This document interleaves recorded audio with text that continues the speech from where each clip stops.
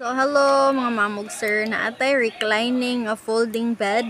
Ang nindot ani niya kay pwede siya ma-sitting position. So pwede mo maglingkod diha, maghigda pod ug masa kanaog ang iyahang foot part kana siya oh.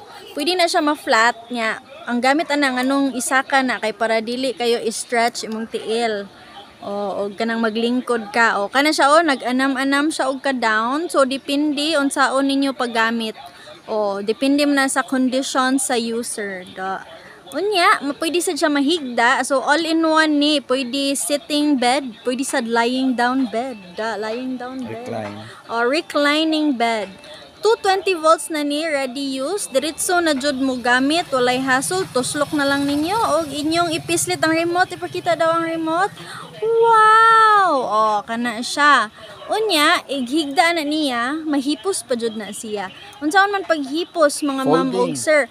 Folding type man siya ma'am og sir. So if gamay inyong space, pwede ninyo mahipos kada buntag, or if gamay inyong pultahan, masigo ra gyud siya, walay problema.